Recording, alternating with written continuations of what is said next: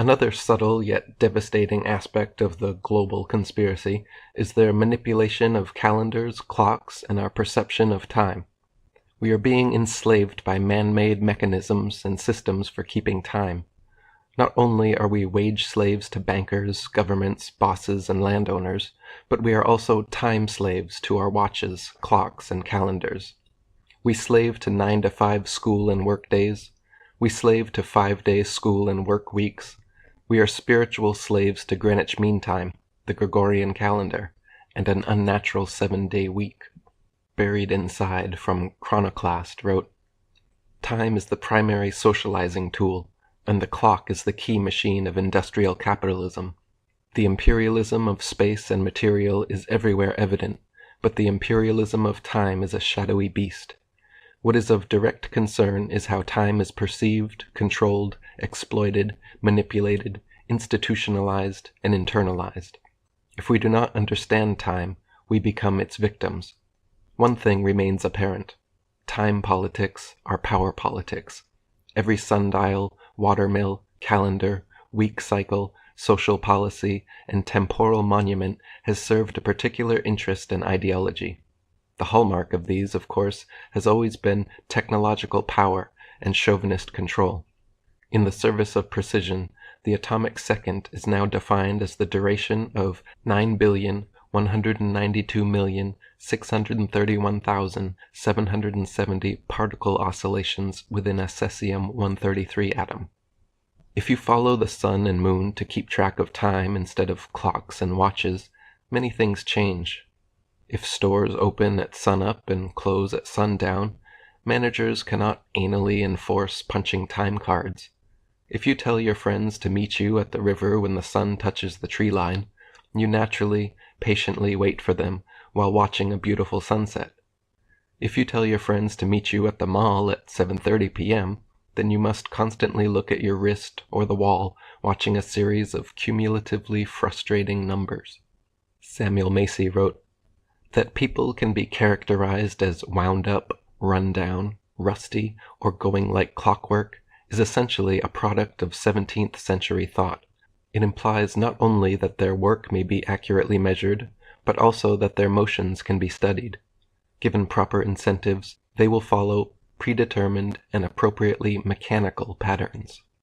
When indoctrinated into meaningless calendars, like the Gregorian and Julian, wristwatches, 9-to-5 workdays, and 5-day work weeks, people most certainly do follow predetermined, mathematically calculable patterns and tendencies. We like to have a drink after work. We like to watch a movie at the weekend. We like coffee in the mornings.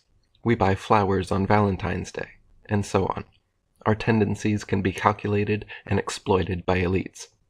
Those who exist outside the constraints of time, wage slavery, have all the time and money they need to perform studies, hire psychologists, lobbyists, and advertisers to further their gains. Time is money, so they say." Jeremy Rifkin wrote, "In hierarchical time culture, status is often delineated in terms of how valuable a person's time is. The time poor are made to wait, while the temporally privileged are waited upon." Jose Arguelles wrote, "Gets us back to the theme of time is money. No wonder time is money is ingrained into our consciousness and culture, and that seems to be the main purpose of the calendar we use, to keep track of our accounts, pay our bills, and set up our appointments. We might not think about it this way, but the calendar we use programs us to use it the way we do. But are all calendars like this one? Nothing more than an arbitrary program to take care of business? What about the sun, the moon, and the stars? Okay, let's keep this one point in mind. A calendar is a programming device. It programs the culture, the people, the society that uses it. It creates a feedback loop between the mind of the user and its program. The nature of the calendar determines the nature of the society." Buried Inside wrote, "Secured at birth and bred as fresh livestock, to the power brokers of hypercapitalism, our lives are on the auction block. Make way for the experience economy. Make way for the access economy. Make way for the new time currency. Welcome it all like the coming of Rome." Karl Marx wrote in Das Kapital that to work at a machine, The workman should be taught from childhood in order that he may learn to adapt his own movements to the uniform and unceasing motion of an automaton. This statement has been implemented into our government and corporate institutions in many ways. Students align themselves with the approximate 9 to 5, 8-hour workday, 5 days a week. We take this coincidence for granted or explain it away by the convenience of aligning work and school schedules for daycare purposes. But in reality, what it instills is this psychological mechanism of slavishly submitting to the regulated schedules of employers. Also, the factory-like seating and positioning of a boss at the blackboard, giving out standardized directives, is a product of the industrial age. Without this long-term conditioning from a young age, would we so willingly sell our lives for minimum wage? Jeremy Rifkin wrote, "We are making the transition into what economists call an experience economy, a world in which each person's own life becomes, in effect, a commercial market. In business circles, the new operative term is the lifetime value of the customer, the theoretical measure of how much a human being is worth if every moment of his or her life were to be commodified in one form or another in the commercial sphere. Time has been broken down for us in many ways, some of which make sense and others which seem senseless. Many delineations of time have astronomical significance, which seem sensible. The sun and earth's interaction gives us a yearly cycle, the moon's lunation pattern gives us a monthly cycle, the constant rising and falling of sun and moon gives us a daily cycle, and the tides give us a natural quarter-day cycle as they come in and out. All other delineations of time, however, are arbitrary and man-made. The fast-ticking second appears nowhere in nature, except when people claim it resembles a human heartbeat, but this too is arbitrary, because human heartbeat constantly changes pace. The minute, named after Min, the moon, is also an invented cycle with no actual parallel in nature. The hour, named after Horus, the Egyptian Jesus, who divides the days and nights into 12 equal parts, is an ancient myth, but not a cycle found in nature. The worst and most spiritually enslaving of the created cycles, however, is undoubtedly the week. Because of this ludicrous, unnatural cycle, almost everyone in the world, no matter what their life was like the past 7 days, ends up being almost exactly the same the next 7 days. Every 7 times the sun rises and falls, most of the world's population hits the replay button on their life and continues repeating the same pattern and schedule like a skipping record for their entire existence.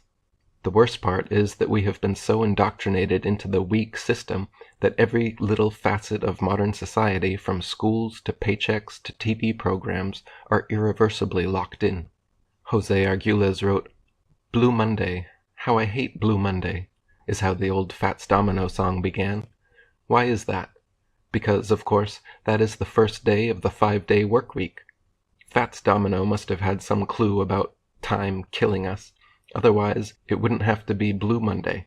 So Monday through Friday, for most employed people, as well as schools and public and government institutions, is the work week. Then comes Saturday and Sunday, the weekend. The work week is ruled by the clock, which is why it is also referred to as 9 to 5. Saturday and Sunday should be soul time, but is it? Well, a little bit. There is Sunday church, maybe an hour or so for the soul, or maybe Saturday synagogue. But what is it really about, these weekends? It's about killing more time. It's sports and entertainment. It's football and basketball and baseball, big time. If you are in the rest of the world, it's soccer, very big time. If it weren't for television, this stuff wouldn't be so big, but it all goes hand in hand. Television, the weekend, and big-time sports. It is all a part of the same thing. I know, maybe you don't do that. Maybe you do something else. You go skiing or windsurfing. Maybe you go to the movies, or you go dancing, or maybe gambling down at the casino. Or you watch the Discovery Channel, or you take a self-help workshop. It doesn't matter, because then it is going to be Monday again, and the whole sequence repeats. The point is, your whole show, the time of your life, does reduce down to this weekly pattern, and it is killing you. You are putting your soul in a 7-day straitjacket. When the soul suffocates, you only get more bored and need more distractions. Do you see what's going on? You are hardly even alive. because it's your soul that really lives, and if you are not giving your soul the time it needs, then time is killing you. That means the time of the calendar and the clock that is embedded in your mind. But you are now becoming aware of it. This is a great first step. You can now say, I admit that I was powerless over the time I have blindly accepted all my life. One ancient secret society symbol often found on clocks and watches is the anchor. This shape of a typical ship's anchor is actually two Egyptian hieroglyphs put together. The top part of the anchor, shaped like a cross with a circle at the top, is the Egyptian Ankh, hence the name Anchor. The bottom is shaped like the Egyptian boats of the dead, which carried souls during the afterlife. Two words which are often under the anchor symbol on clocks as well, king time, likely signifying the royal brotherhood manipulation of time. Buried inside wrote, the calendar year is an imperial narrative. The 7-day week is an imperial infliction. Circannual holidays are imperial flagposts. Mechanical time is an imperial installation. The merchant workday is an imperial offering. Greenwich Mean Time is an imperial sanction. The word calendar comes from the Roman Latin calens, which was the name of the account book, the book recording monthly debts and bills to be paid. The first day of each month in the early Christian Julian calendar was called calends, and that was when you had to pay your bills and debts. A quick look at the calendar will present some oddities even to the casual observer. September means 7, but is the 9th month. October means 8, but is the 10th month, and so on. March is named for Mars, the Roman god of war, and July and August are named after Roman emperors Julius and Augustus Caesar. The calendar we use is called the Gregorian, after Pope Gregory XIII. Jose Arguelles wrote, yes, before it was known as the Gregorian calendar, it was called the Julian, after Julius himself. Turns out the Romans had a very faulty calendar of only 10 months, and Julius, wanting a way to make a permanent change from republic to empire, with himself as the first emperor, decided to change the calendar. So to make the change, during the year 46 to 45 BC, Julius had to have a year 445 days long. Understandably, that was known as the Year of Confusion. Julius didn't live beyond the Ides of March of the year 45 BC, when he was assassinated for what he had done. But the empire prevailed. Julius was followed by Augustus Caesar, who made a further change in the calendar. He saw that Julius had changed the name of the month Quintilius to Julius, July. So Augustus changed the next month, Sextilius, to Augustus, August. Not only that, Sextilius only had 30 days, while Julius had 31 days. Augustus wanted to make his renamed month, August, as long as Julius's month. So what did he do? He took the 29th day off February, already the shortest month, and added it to his month. That is why August, like July, has 31 days, and February only 28.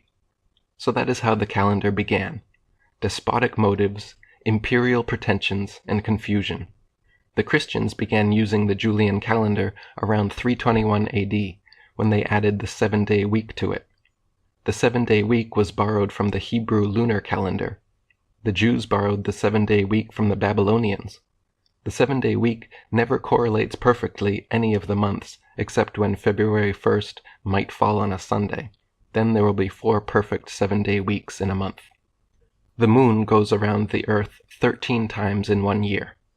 13 times 28 equals 364, plus 1 day equals 365 days, 1 solar year. The ancients all used 13-moon, 28-day calendars and celebrated the extra day, always on July 25th, as the day out of time, when the rising great star Sirius peaks. The Druids, Incans, Mayans, Egyptians, Polynesians, Lakota, and many other cultures all used 28-day moon calendars. David Icke wrote, "The native peoples of the world who still live by moon time are far more in tune with nature because they are operating on the same time-energy flow as nature. They are in sync with it. But in 1572, Pope Gregory announced that a new calendar was to be introduced, the Gregorian calendar, and it was implemented in October 1582. It was another Brotherhood scam, and the Gregorian calendar became the fixed standard time for the planet. This means that the human mind is tuned to this manufactured flow of time when we look at a clock, a watch, or plan the future with a diary. And where is the center of this time system? The 0 point from which all the world's people tune their timepieces? Why, it's only Greenwich in London, across the River Thames, from the City of London financial district, the Brotherhood's operational heartland. And what was the inspiration for the Gregorian calendar? The one used in Babylon. The Gregorian calendar is a farce. It is the time equivalent of throwing all your clothes in a wardrobe and leaning against the door to stop it flinging open. The clothes may just about fit in the space if you push them in hard enough, but what a mess. Here we have a 12-month year of 60-minute hours and 24-hour days, with the months so ill-fitting that some are 30 days, others 31, another 28 or 29 every 4 years. Yes, fits like a glove. But a sensible measurement of time was not the motivation.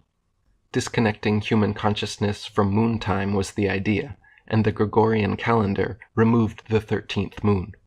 There should be 13 moon cycle months of 28 days, but instead we have 12 months and 12 moon cycles. The Brotherhood hierarchy still operates their calendars to moon time, another reason for their obsession with 13. Months are not a proper unit of time, are they? A month is either 28, 29, 30 or 31 days long. In common parlance, we talk about a month being 4 weeks long, but they're not. Only February is exactly 4 weeks long, and even then, that's only true 3/4 of the time.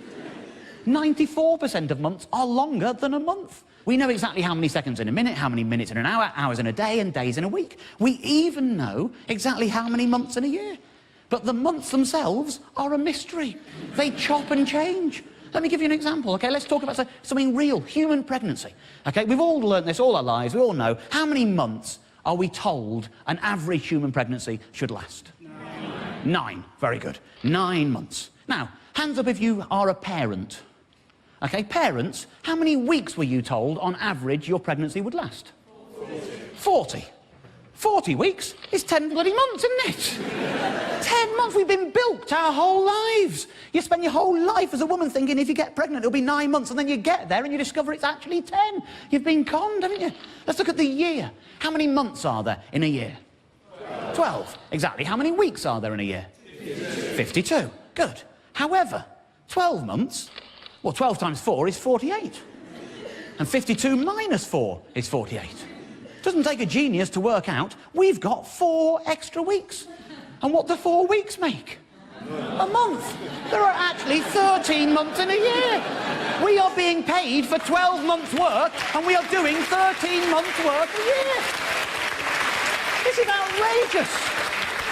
This is absolutely outrageous, and I have a solution. I have reformed the calendar. Let me be clear, it is not just the lack of rigour that I have issue with. I have another issue with months, a linguistic one. These are the months as we know them today. Take a look at the word October. Oct.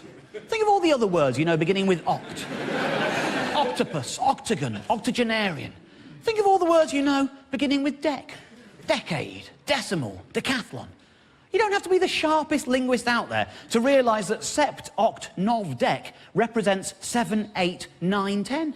And yet we've put them in positions 9, 10, 11, 12. Why has that happened? I'll tell you why that's happened. It's because of the bloody Romans. Before that, we used to have months called quintilis and sextilis. It used to be 5, 6, 7, 8, 9, 10. But then the Romans got all egotistical on us. They wanted to name 2 months after their emperors. They named months after Julius Caesar and Augustus Caesar. Can you imagine the ego involved in naming a month after a human being?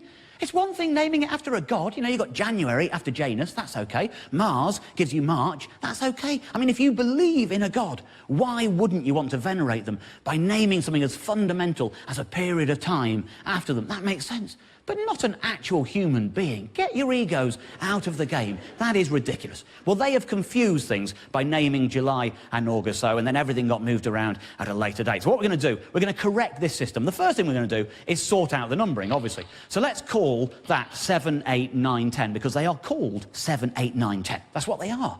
So if they're going to be 7, 8, 9, 10, it follows, does it not, that that becomes 6, 5, 4, 3, 2, and 1.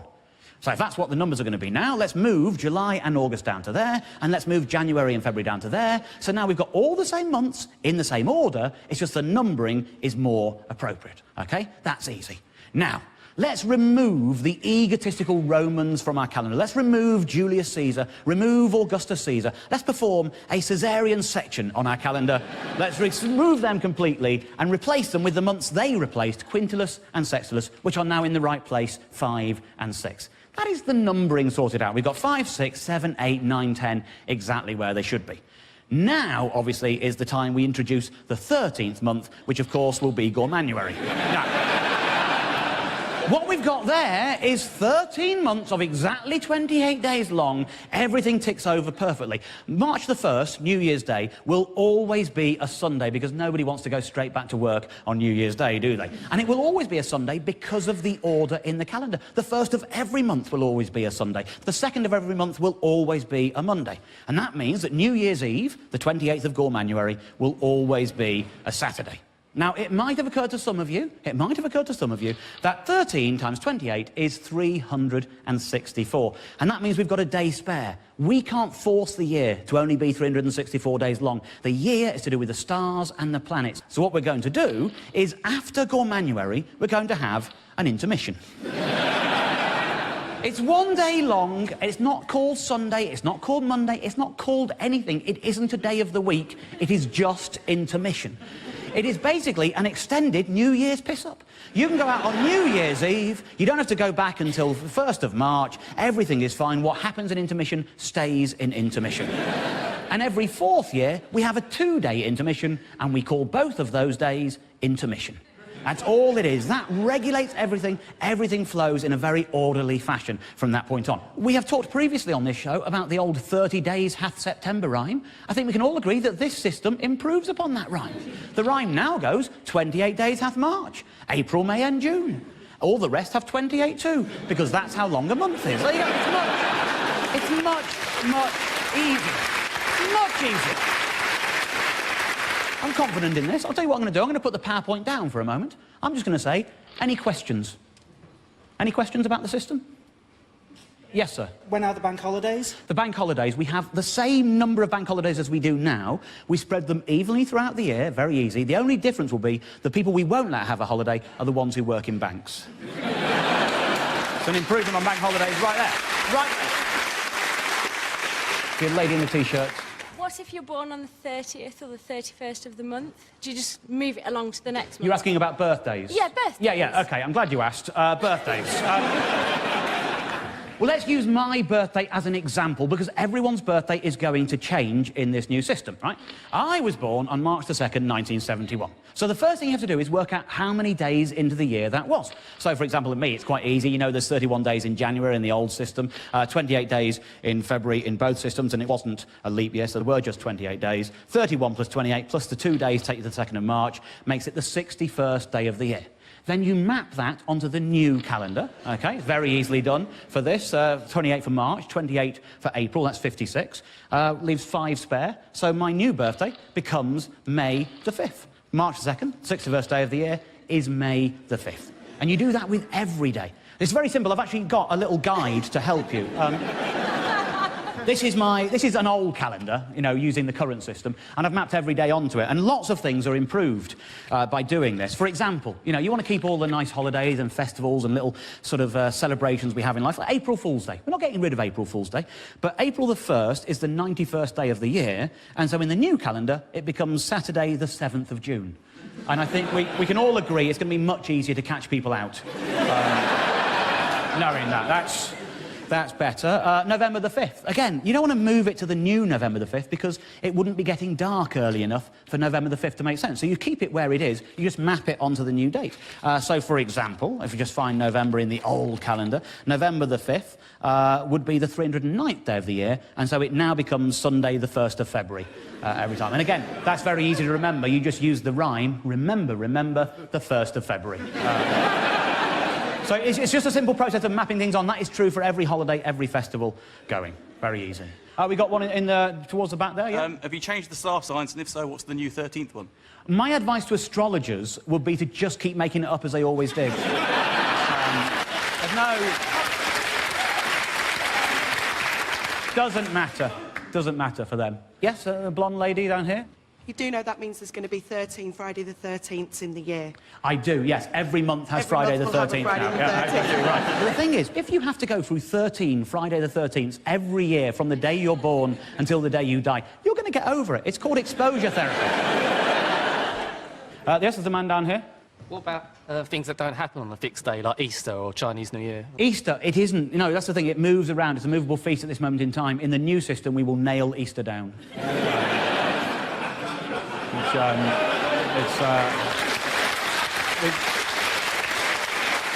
We've thought of everything. We really have. In fact, just looking through that calendar of the old system, which shows you how complicated it is, we've got a new calendar, and we'll have new merchandise to go with it. So, for example, you could get a calendar like this, right? The thing with this kind of calendar, now, every day is always the same day of the year. It's always a Sunday on March the 1st. We know that. The same system. So what we do with these calendars now, you produce them and they're wipe clean. And then you've got one calendar for the rest of your life. That's less printing, less trees being killed. You can go anywhere. It doesn't have to be a sexy calendar like this. It doesn't have to be, but if it is, that doesn't matter because, like I say, it is wipe clean. So, that's an improvement all round as well, isn't it, really? Jose Arguelles wrote, "On the Gregorian phonograph record, January 1st is part of the program. What plays on January 1st? Well, in this country, a lot of football bowl games. Then at the end of January sometime, you never know exactly when, it is the Super Bowl. February programs you for Valentine's Day and President's Day, July for July 4th, October for Halloween, December for Christmas and New Year's Eve, and so on. Now September 11th, 9/11, is part of the program too. These are just some of the more obvious examples of how that phonograph record plays during one spin, a year. Every time one of those dates draws close, whole segments of the population respond in pre-established ways. There are a lot more programs the calendar plays. The beginnings and endings of wars, Veterans Day, Memorial Day, April Fools, Tax Day, Labor Day. The memories of all of these events are accumulated according to the dates in which they occur. Then everyone has personal dates that trigger their emotions and memories too, like the day you were born, or the day your son died, or when you got married. The Gregorian calendar is arbitrary and irregular. You would hardly ever think about any natural factors by using this calendar.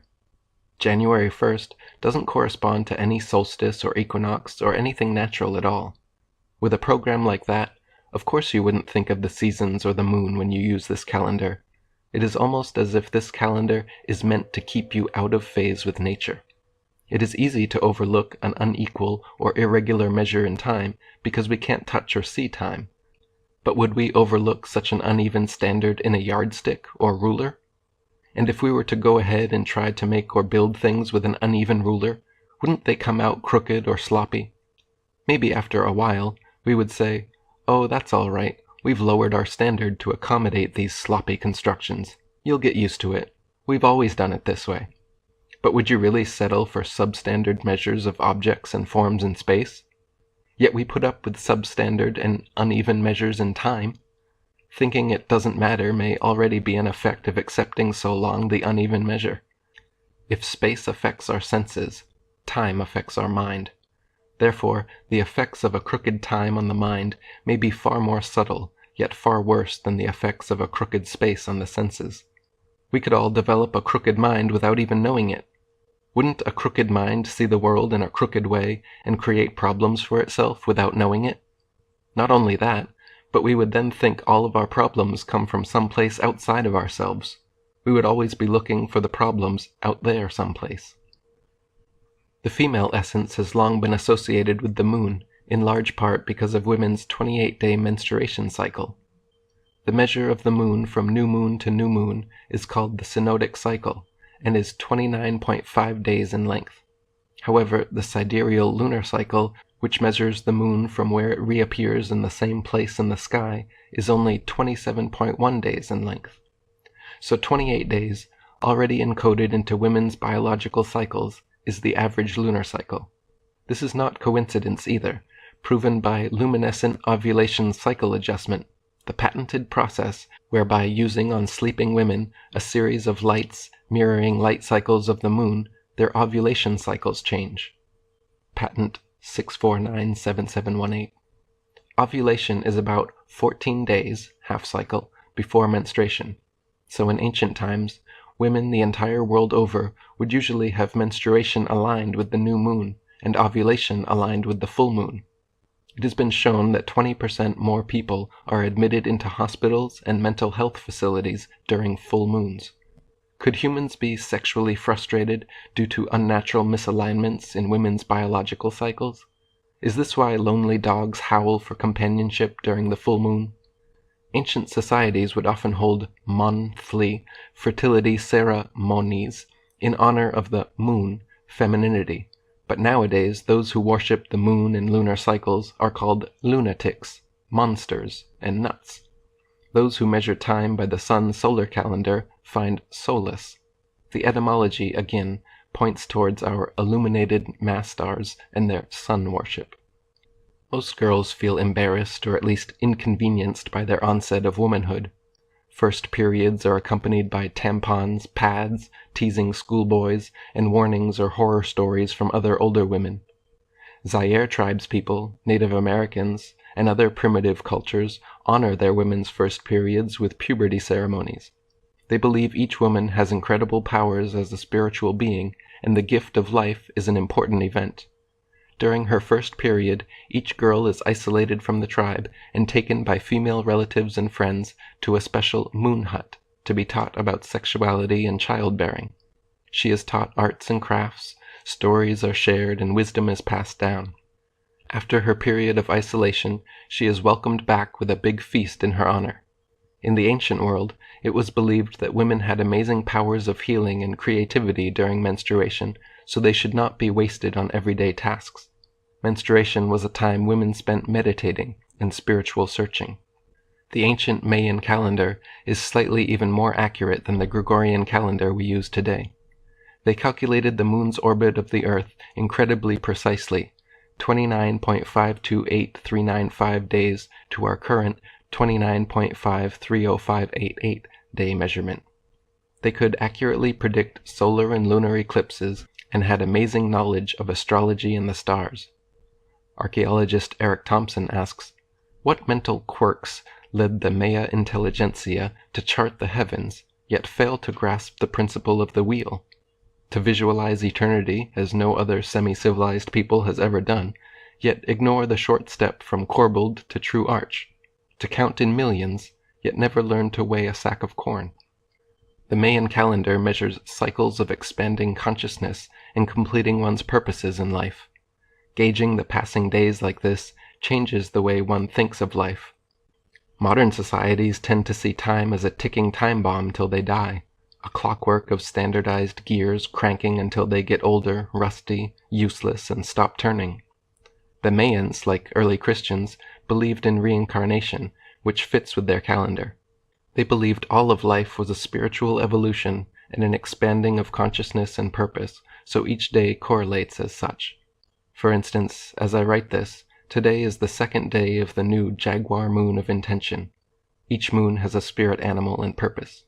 Today's Solkine is Skywalker the 13th, which means explore, space, wakefulness, the aspiration to unite heaven and earth.